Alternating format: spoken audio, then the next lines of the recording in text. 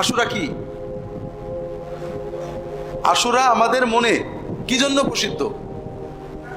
কারবালার ঘটনা। তার মানে মুহররম মানে আশুরা, আশুরা মানে কারবালা, আর মুহররম মানে কারবালা। কিন্তু কারবালার ঘটনা ঘটেছে কত হিজরিতে? 61 হিজরিতে, অর্থাৎ রাসূলুল্লাহ সাল্লাল্লাহু আলাইহি ওয়াসাল্লামের ওফাতের 50 বছর, অর্ধ শতাব্দী পরে, 50 বছর পরে। তাহলে এই কারবালার ঘটনা ঘটার আগের 50 বছরে রাসূলুল্লাহ সাল্লাল্লাহু আলাইহি ওয়াসাল্লাম, সাহাবী, তাবেঈনদের জীবনে আশুরা ছিল কিনা? যদি থাকে তাহলে তাদের আশুরা ছিল, কারবালা ছিল না। কারবালা মুক্ত একটা আশুরা আছে, আর কারবালা যুক্ত একটা আশুরা আছে। এজন্য আশুরার গুরুত্ব আলোচনা দুই পর্যায়ে, একটা হলো সুন্নাতের আলোকে, হাদিসের আলোকে, আর একটা হলো ইতিহাসের আলোকে। হাদিসের আলোকে, সুন্নতের আলোকে আমল নির্ধারিত হয়। রাসূলুল্লাহ সাল্লাল্লাহু আলাইহি ওয়াসাল্লামের 50 বছর পরে যে ঘটনা ঘটে, এই ঘটনা আমাদের জীবনে ব্যথা বেদনা আনতে পারে, কিন্তু আমল আনতে পারে না। আশুরা আমাদের জীবনে মৌলিক যে বিষয়টা, আমলি দিক, সেটা রাসূলুল্লাহ সাল্লাল্লাহু আলাইহি ওয়াসাল্লামের জীবন থেকে আসছে। তিনি আশুরায় রোজা রাখতেন, মক্কা থাকতেও রাখতেন। আশুরার দিনে কাবাঘরের গেলাপ পরিবর্তন হতো। আশুরার দিনটাকে আরবের লোকেরাও গুরুত্ব দিত। মদিনায় যাওয়ার পরে রাসূলুল্লাহ সাল্লাল্লাহু আলাইহি ওয়াসাল্লাম দেখেন মদিনার ইহুদিরা আশুরায় রোজা রাখে। তিনি বলেন, তোমরা কেন রোজা রাখো? তারা বলে, এই দিনে আল্লাহ তাআলা মূসা আলাইহিস সালামকে ফিরআউনের কবল থেকে বাঁচিয়েছিলেন, এই জন্য মূসা এই দিনে রোজা রাখছিলেন। আমরাও মূসা আলাইহিস সালামের সুন্নত হিসেবে রোজা রাখি। ইহুদিদের ঈদ মূলত চান্দ্র মাসে না, ওদের একটা নিজস্ব পঞ্জিকা আছে, ক্যালেন্ডার, যেটা সৌর, সোলার। তো ব্যাজ্যত 10 তারিখেই। ব্যাজ্যত আরবের মদিনার ইহুদিরা আরব দেশে থেকে ওদের তারিখটা আরবির সাথে মিলিয়ে নিছিল সম্ভবত। যেভাবেই হোক, তারা আশুরাকে মূসা আলাইহিস সালামের পাস ওভার ডে হিসেবে রোজা পালন করত। রাসূলুল্লাহ সাল্লাল্লাহু আলাইহি ওয়াসাল্লাম বললেন, নাহনু আহাক্কু বি মূসা মিনকুম। মূসার সুন্নত, মূসার এই নাজাতের কৃতজ্ঞতায় শরীক হওয়ার ব্যাপারে আমাদের হক বেশি, আমরা আশুরা রোজা রাখবো। রাসূলুল্লাহ আগেও রেখেছে।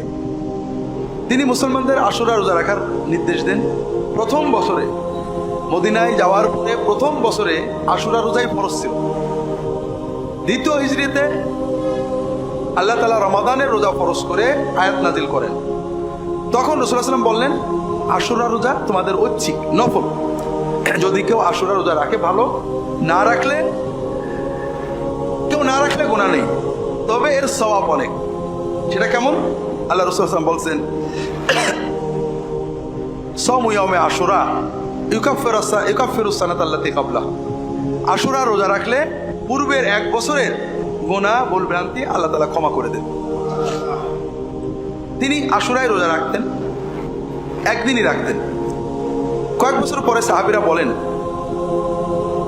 যে আশুরাতে তো ইহুদিরা একটা রাখে, আমরাও একটা রাখলাম, তাহলে ইহুদিদের মতো হয়ে গেল।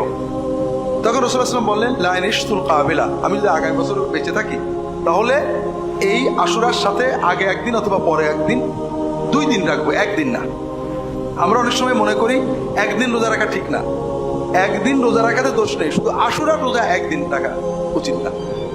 এই জন্য আশুরার যে সুন্নত আমল, সেটা হলো আশুরা উপলক্ষে 9 জিলহজ এবং 9 মুহররম এবং 10ই মুহররম, অথবা 10, 11, 9, 10ই বেশি আসছে হাদিসে,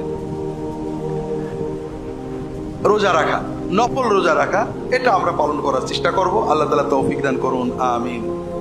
মুহররমে আশুরায় রোজা ছাড়া আর কোনো আমল সুন্নতে নেই।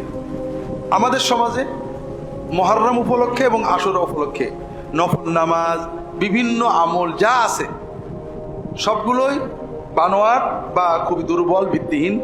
যেমন মুহররম উপলক্ষে খানা পিনা করা, মুহররম উপলক্ষে পায়ে খড়ম দিয়ে চলা, পায়ে জুতা না পরা, শোক করা অথবা আনন্দ করা, এ দুটোই বানোয়াট। এর কোনোটাই ইসলামে বা সুন্নতে, রাসূলুল্লাহ সাল্লাল্লাহু আলাইহি ওয়াসাল্লামের কর্মে কোনো ভিত্তি নেই। শুধু একটাই আমল সুন্নত দ্বারা প্রমাণিত, সেটা হলো আশুরা রোজা। এটা হলো সুন্নতের আলোকে, রাসূলুল্লাহ সাল্লাল্লাহু আলাইহি ওয়াসাল্লামের হাদিসের আলোকে আশুরা। কিন্তু এই আশুরা আমাদের মনে নেই। আমাদের জেহেন অন্তর জুড়ে আসে কারবালার আশুরা। এটা বাস্তব।